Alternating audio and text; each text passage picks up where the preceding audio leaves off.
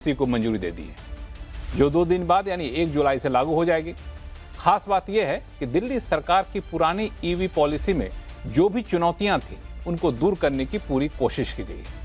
Electric vehicle के लिए जिस इकोसिस्टम की कमी खल रही थी उसे दूर करने का भरसक प्रयास किया गया है। तो क्या माना जाए कि दिल्ली की नई ईवी पॉलिसी बदलाव की गारंटी है या फिर इसमें कुछ चुनौतियां भी हैं? आज आवाज अड्डा में करेंगे इसी पे खास चर्चा। नमस्कार, मैं हूं लक्ष्मण राय और चर्चा में शामिल हो रहा हमारे साथ विशेष मेहमान the international council on clean transportation के एमडी अमित भट्ट साहब हैं, जो कि ईवी पॉलिसी पे काफ़ी पैनी नज़र रखे हुए थे लगातार लंबे समय से। नेशनल हाईवे फॉर ईवी के डायरेक्टर अभिजीत सिन्हा साहब हैं, जीडीआई के फाउंडर अंकुर बंसल साहब हैं और ओवरड्राइव के एडिटर क्रांतिक संभव जी हैं। तो आप सभी मेहमानों का बहुत बहुत स्वागत है। जीडीआई के फाउंडर अंकुर बंसल साहब हमारे साथ हैं। बंसल साहब, हम लोगों ने अभी पिछले कुछ 2-3 दिन से लगातार एक तस्वीर भी देख रहे हैं यूरोप की जो हालत हुई है ग्लोबल वार्मिंग की वजह से। मैं यूएस एनवायरमेंटल प्रोटेक्शन एजेंसी की रिपोर्ट पढ़ रहा था, जहां पे ये कहा गया था वेहिकुलर पॉल्यूशन की वजह से 15 से 28% जो है ग्लोबल ग्रीन हाउस गैस का एमिशन इन्हीं से होता है। तो लॉन्ग टर्म में ना देखा जाए, शॉर्ट टर्म में ही देखें तो ये पॉलिसी चरणों में चल करके आपको लगता है कि ये जो वाहनों से पोल्यूशन होता था उसको दूर करने में कुछ हद तक कामयाब हो पाएगी? नमस्कार लक्ष्मण जी एंड आपके दर्शकों को। तो अगर दिल्ली का हम देखें तो सबसे जो मेन रीजन है पोल्यूशन का वो व्हीकुलर पोल्यूशन ही है। बाहर से जो पोल्यूशन आता है एक बार उसको अगर अलग रखें तो लगभग 50% पोल्यूशन दिल्ली के अंदर व्हीकल पोल्यूशन का है। और उसके अंदर भी अगर हम देखें तो 2/3 पोल्यूशन जो व्हीकल से होता है वो टू व्हीलर्स की वजह से होता है। और ये पॉलिसी एकदम सही चीज एड्रेस कर रही है, जहाँ पे टू व्हीलर्स के ऊपर इंसेंटिव हैं उसको फेज आउट करेंगे। तो शॉर्ट टर्म में, मीडियम टर्म में आई थिंक ये पॉलिसी का इंटेंट सही है। और पॉलिसी ने इस बार काफी इसको अलग तरह से देखा है। जो 2020 में पहली पॉलिसी आई थी ईवी, उसके ऊपर से बिल्ड किया है। उसके अंदर कुछ चीजें बड़ी थी, इंफ्रास्ट्रक्चर बड़ा था। अब दिल्ली के अंदर लगभग 12-12.5% जो व्हीकल हैं वो ईवी पे रजिस्टर्ड होते हैं, यानी कि हर लगभग 8-9 व्हीकल में से एक व्हीकल जो होता है ईवी का होता है। लेकिन उसमें कुछ कमियां थी, स्क्रैपिंग पॉलिसी पे कुछ नहीं था, इंसेंटिव काफी कम थे। तो जो कि इस पॉलिसी के अंदर बजट बढ़ा के और एक होलिस्टिक इंफ्रास्ट्रक्चर का भी टारगेट बनाया है कि 30,000 इंफ्रास्ट्रक्चर पॉइंट क्रिएट किए जाएंगे और बाकी स्क्रैपिंग पॉलिसी के अंदर इंसेंटिव दिए गए। तो प्रोसेस मतलब सही डायरेक्शन में है। 2-3 बिंदु हैं जो सरकार और देख सकती थी, बट फिर भी मैं बोलूंगा कि ये सही स्टेप है। और होपफुली ये जैसे जैसे पॉलिसी का इम्प्लीमेंटेशन होगा तो सरकार उसको संज्ञान में लेगी और उसके अंदर जो 2-3 इशू रह गए हैं अभी भी बड़े बड़े इशू, वो भी मतलब आगे जाके उन चीजों को फैक्टर इन किया जाएगा। वो 2-3 इशू क्या आपके हिसाब से? मेरे को एक चीज लगती है, जब इस तरह की पॉलिसी आती है तो इसके अंदर दो जो अगर देखें, दो जो जिनको सबसे ज्यादा इम्पैक्ट होगा, एक जो ऑटो व्हीकल वाले जो लोग हैं जो ऑलरेडी सीएनजी पे हैं उनको भी ट्रांजिशन की बात की जाती है। अब वो उनको बड़ा दिक्कत होगी कि उनको जो पैसा मिल रहा है स्क्रैपिंग के अंदर वो इनफ नहीं। तो सरकार वहां पे कुछ सबवेंशन पेमेंट का या सब्सिडाइज इंटरेस्ट का कुछ वो ला सकती है, जिससे उनके लिए जो ट्रांजिशन है वो लाइवलीहुड पे इम्पैक्ट ना हो। तो वहां पे क्रिएटिव फाइनेंसिंग की जा सकती है, जिससे मतलब उनका इंटरेस्ट रखा जाए। क्योंकि सबसे ज्यादा मतलब जो ये हम हमेशा बात करते हैं ट्रांजिशन की, उसमें हमारे ऑटो रिक्शा वाले जो भाई हैं उनके ऊपर सबसे ज्यादा वो आता है, इम्पैक्ट आता है कि वो डीजल से पहले सीएनजी पे है, सीएनजी के बाद अब इनके आएंगे। तो ट्रांजिशन वो थोड़ा सा उनको हिट करेगा मेरे को लगता है। और जो दिल्ली में या किसी अर्बन सिटी में जो आज वर्कर हैं जो डिलीवरी करते हैं, बाकी चीजें करते हैं, उनको भी किसी तरह से क्रेडिट के अंदर थोड़ा सा अवेलमेंट देनी चाहिए सरकार को, या बैंक्स के साथ मिलकर कुछ प्रोडक्ट्स बनाने चाहिए ताकि ये और ज्यादा अट्रैक्टिव बन सके। और काफी जगह इस तरह के मतलब सिर्फ व्हीकल में नहीं, काफी जगह गवर्नमेंट ने सक्सेसफुली ट्राई किया है सबवेंशन इंटरेस्ट वाला जो एक इंस्ट्रूमेंट है, फाइनेंसिंग इंस्ट्रूमेंट, जो कि लगता है मेरे को करना चाहिए। और थोड़ा सा मेरे को लगता है मिसमैच है एस्पिरेशन में और इंफ्रास्ट्रक्चर के अंदर। जैसे दिल्ली के अंदर आज लगभग 8,000 इंफ्रास्ट्रक्चर पॉइंट हैं, जिसके अंदर वो फंक्शनल सब नहीं है। और अगले साल तक गवर्नमेंट का टारगेट है लगभग 7,000 पॉइंट और बनाने का। लेकिन दिल्ली की जो रिक्वायरमेंट है लगभग 34 से 35,000 पॉइंट्स की है। तो उसके अंदर मेरे को लगता है जो कंज्यूमर होगा उसको थोड़ा एंग्जाइटी होगी, और जो इनिशियल एडॉप्शन होता है उसके अंदर infrastructure can become a bottleneck in itself. तो वो थोड़ा सा मिसमैच है सप्लाई और डिमांड का, और infrastructure is something can be figured out slightly differently. ये दो तीन चीजें लक्ष्मण जी मेरे को लगता है कि बिल्कुल। पॉलिसी शायद लेके जाके इसको कंसिडर करेगी, बट अदरवाइज नहीं, पॉजिटिव। बिल्कुल आपने सही कहा। दरअसल दरअसल बिल्कुल आपने सही कहा कि पॉलिसी की आलोचना करना मकसद ये है कि पॉलिसी की जो चुनौतियां हैं उसको बताना, ताकि सही ढंग से उसको लागू किया जा सके। लेकिन मेरा सवाल एक था जो आप लोगों ने उठाया भी कि चार्जिंग वाले कहते हैं कि गाड़ियां नहीं आती, यूटिलाइजेशन नहीं होता है, और गाड़ी वाले कहते हैं चार्जिंग पॉइंट नहीं मिलता है। अंकुर बंसल साहब। लक्ष्मण जी, ये जो अमित भट्ट जी ने कहा, मैं उससे बिल्कुल अग्री करता हूँ कि ये चिकन एंड एग प्रॉब्लम है, कि डिमांड बोलती है सप्लाई नहीं है, सप्लाई बोलती है डिमांड नहीं, क्योंकि नंबर भी यही है भाई कि बोलते जहाँ डिमांड पे नहीं। हाँ, तो उसको सॉल्व करने का मतलब जो देखा है कि वो पहले कौन हो, पहले डिमांड सॉल्व करें या सप्लाई सॉल्व करें, तो आई थिंक उससे नहीं सॉल्व होगा। दोनों चीजें साथ साथ सॉल्व करनी पड़ेंगी। बट इंडिया के अंदर या बाकी देश के अंदर वही है कि 10 से 20% चार्जिंग जो होती है वो घर से बाहर होती है, 80% घर के अंदर ही होती है। तो वो प्राइवेट सेक्टर को किसी तरह से इंसेंटिव करना पड़ेगा। जो गवर्नमेंट के प्रोक्योरमेंट के तरीके हैं उसके अंदर इनोवेशन करनी पड़ेगी, जहां पे कितना टाइम आपका चार्जिंग स्टेशन फंक्शनल है, दैट शुड बिकम अ की factor when the money is going to the private sector who is managing that infrastructure, or whoever the entity is which is managing that।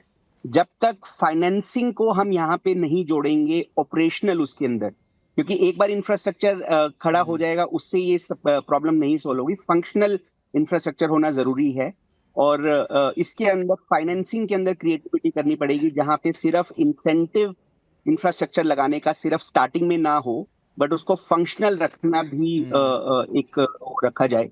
तो एक मेरा point ये है। दूसरा point इसके अंदर जो बोल रहे हैं कि दिल्ली के बाहर से बहुत सारे ट्रक्स आते हैं, बड़े व्हीकल आते हैं, उसको कैसे किया जाए। तो अगर आप देखें तो दिल्ली की प्रॉब्लम नहीं है, दिल्ली के अंदर कोई बहुत ज्यादा ट्रक वगैरह या बड़े व्हीकल रजिस्टर नहीं होते।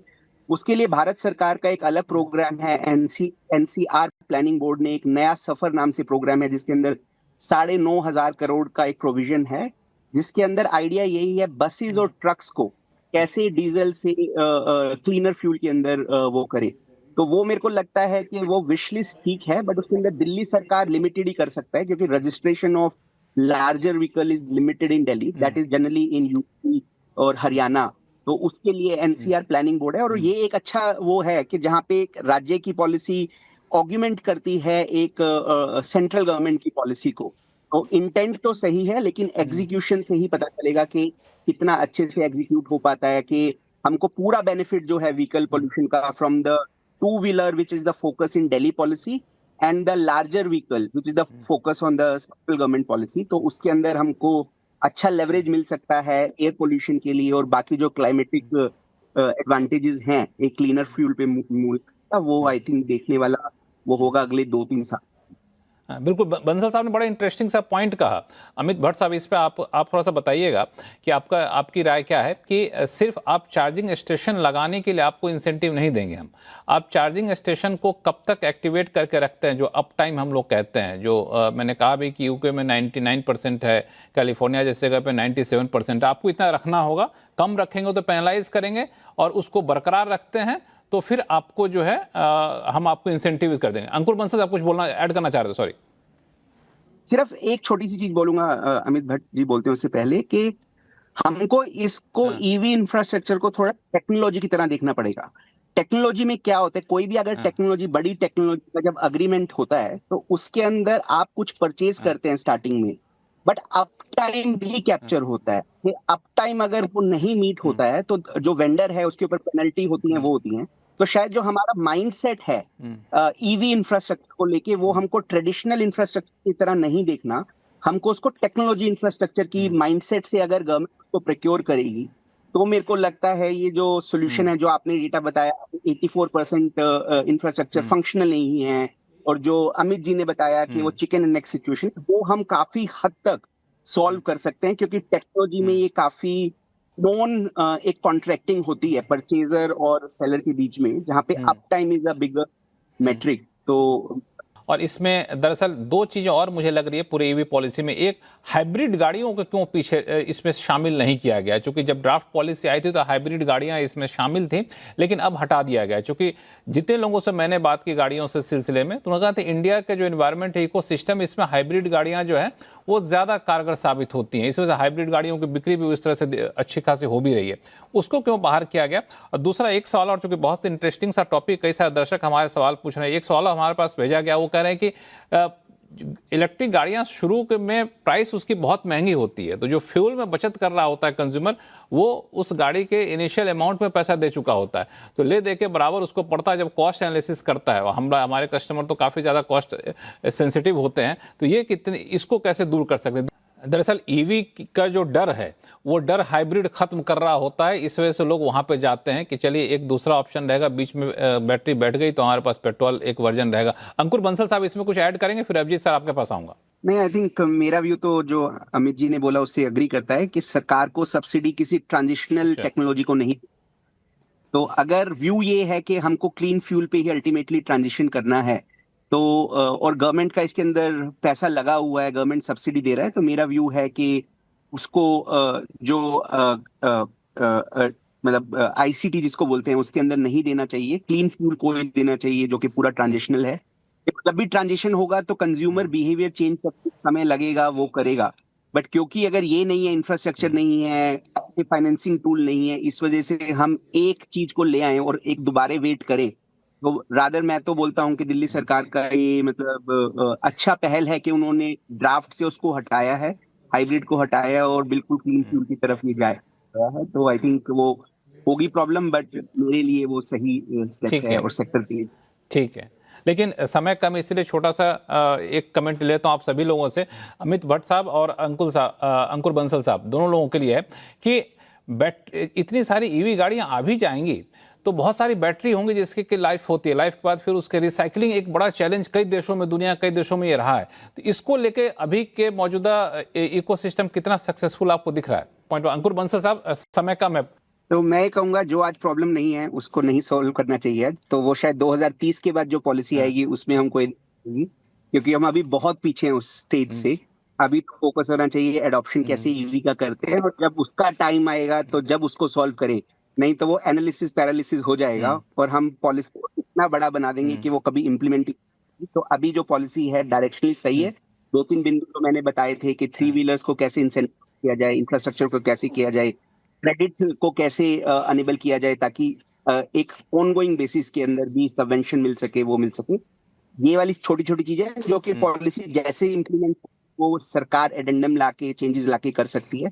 बट मेरा ये है कि जो भी पॉलिसी है उसको रहने दे, बहुत ज्यादा बड़ी बना देंगे तो वो इम्प्लीमेंटेशन कभी नहीं हो पाएगा उस चीज का। तो बिल्कुल सही कहा आपने, जब समस्या आएगी तब देखेंगे। और सबसे बड़ी बात जो अभी कह भी रहते हैं भट्ट साहब की, बहुत एडवांस बैटरी आ रही है जो छोटी छोटी होते हैं, रिसाइकिल आसानी से आती हैं और उसकी सेल्फ लाइफ भी काफ़ी ज़्यादा होती है। लेकिन इस शो देखने के बाद अगर हमारे दर्शक में से कोई ईवी लेना चाहते हैं तो उनको बता दें कि आपके पास अगर पुरानी गाड़ी है तो स्क्रैपेज इंसेंटिव भी सरकार ने दिया है। 4 व्हीलर लाएंगे तो 1 लाख रुपए तक, 2 व्हीलर लाएंगे तो 10,000 रुपए तक इंसेंटिव आपको दिया जाए, तो ये भी एक प्रावधान है जिसका फायदा उठा सकते हैं। आप सही मेहमानों का बहुत बहुत शुक्रिया अपना कीमती समय निकालने के लिए।